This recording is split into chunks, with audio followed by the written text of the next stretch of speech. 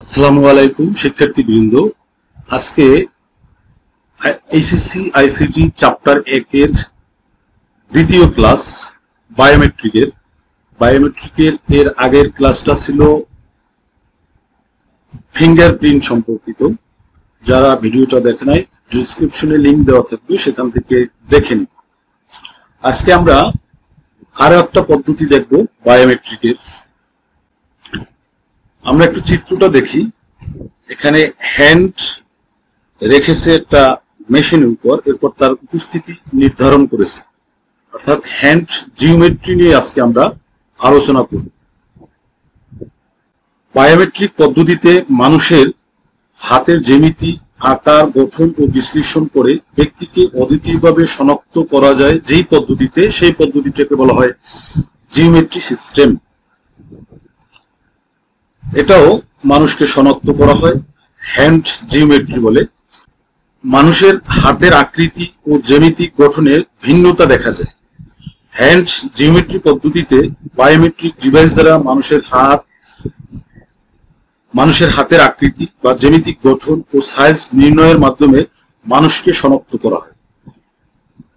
এই পদ্ধতিতে hand geometry reader একই সাথে প্রায় ৩১,০০০ এর বেশি পয়েন্ট এবং ৯০টির বেশি আলাদা আলাদা পরিমাপ পরীক্ষা করতে পারে।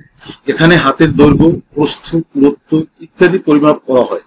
এই পদ্ধতিতে ব্যবহারকারী হাতের রিডার নির্দিষ্ট স্থানে রাখার পরে বায়োমেট্রিক ডিভাইসে ৫ সেকেন্ডেরও কম সময়ের মধ্যে ডাটাবেজে সংরক্ষিত মানের সাথে প্রান্ত মানের সাথে পরীক্ষা করে ফলাফল প্রদান করে। এটা বিভিন্ন প্রতিষ্ঠানে চাকরিজীবীদের উপস্থিতি নির্ণয়ে, বিল্ডিং বা কক্ষের প্রবেশদ্বারে, শিক্ষা প্রতিষ্ঠানের লাইব্রেরিতে, বিভিন্ন ডেটা সেন্টারে আলাদা আসামি শনাক্তকরণ ইত্যাদি গুরুত্বপূর্ণ ক্ষেত্রে হ্যান্ড জিওমেট্রি পদ্ধতি ব্যবহার করা হয়। ব্যবহারকারীদের জন্য এই পদ্ধতি ব্যবহার করা সবচেয়ে সহজ, কারণ হাতটি একটি নির্দিষ্ট স্থানে রাখা ব্যতীত অন্য কিছুই রাখা প্রয়োজন হয় না। হ্যান্ড জিওমেট্রি ডিভাইসগুলির দাম তুলনামূলকভাবে বেশি হয়। কিভাবে কাজ করে আমরা একটু দেখি। প্রতিটি মানুষের হাতের আকৃতি ও জ্যামিতিক গঠনে ভিন্নতা পরিলক্ষিত হয়। হ্যান্ড জিওমেট্রি পদ্ধতিতে মানুষের হাতের আকৃতি এবং জ্যামিতিক গঠন, হাতের সাইজ ইত্যাদি নির্ণয়ের মধ্যে মানুষকে শনাক্ত করে। একটা মানুষের হাতের আকৃতি এবং তার জ্যামিতিক অর্থাৎ চিত্রের গঠনের ভিন্নতা আর একজনের মানুষের সাথে। এই পদ্ধতিতে মানুষের হাতের আকৃতি বা জ্যামিতিক গঠন এগুলা নির্ণয়ের মাধ্যমে মানুষকে শনাক্ত করা হয়। এই পদ্ধতিতে হ্যান্ড জিওমেট্রি রিডার হাতের দৈর্ঘ্য ও প্রস্থ, পৃষ্ঠের ক্ষেত্রফল, আঙ্গুলের দৈর্ঘ্য, অবস্থান এবং সামগ্রিকভাবে হাড়ের কাঠামো ইত্যাদি পরিমাপ করে ডেটাবেজ সংরক্ষিত করে। এই যে মানুষের হাতের পৃষ্ঠের ক্ষেত্রফল, আঙ্গুলের দৈর্ঘ্য, প্রস্থ, তারপর হলো অবস্থান, এইগুলা এবং হাড়ের কাঠামো ইত্যাদি পরিমাপ করে সেটা ডেটাবেজে সংগ্রহ করে।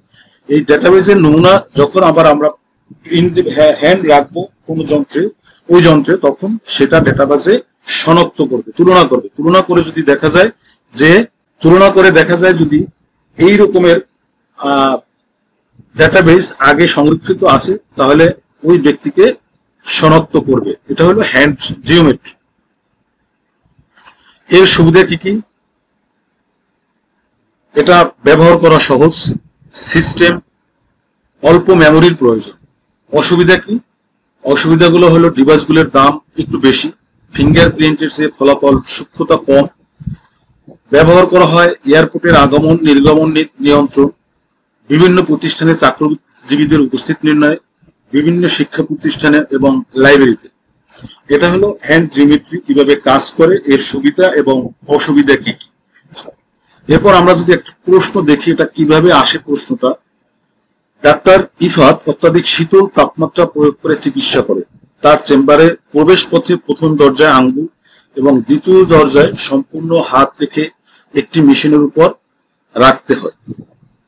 প্রশ্ন আসলো, ডাক্তার সাহেবের চেম্বারে প্রবেশের ব্যবহৃত প্রযুক্তির মধ্যে কোনটি জনপ্রিয়, বিশ্লেষণ করে। এখন দেখো, তিনি চেম্বারের প্রবেশ পথে দরজায় আঙ্গুল রেখেছে, আর একটা দ্বিতীয় দরজায় তিনি সম্পূর্ণ হাত রেখেছে। এখন এটার মধ্যে কোনটা বেশি জনপ্রিয়? তোমরা এর আগের ক্লাসে আমরা ফিঙ্গারপ্রিন্ট নিয়ে দেখেছি। প্রথম দরজায় তিনি আঙ্গুল দিয়েছেন, অর্থাৎ ফিঙ্গারপ্রিন্টের মাধ্যমে দরজা খুলেছেন, এবং দ্বিতীয় দরজায় তিনি হাত রেখে দরজা খুলেছেন। তাহলে দ্বিতীয় দরজায় তিনি হ্যান্ড জিওমেট্রিক পদ্ধতিতে দরজা খুলেছেন। এখন এই দুটার মধ্যে কোনটা বেশি জনপ্রিয় সেটা তোমাকে আলোচনা করতে হবে। এজন্য তোমার অবশ্যই প্রথম ভিডিও এবং দ্বিতীয় ভিডিও, এই দুটা ভিডিও ভালোভাবে দেখতে হবে। সবাইকে অসংখ্য ধন্যবাদ। আজকে এই পর্যন্ত। পরের দিন আমরা ফেস রিকগনিশন নিয়ে আলোচনা করব। সবাইকে অসংখ্য ধন্যবাদ।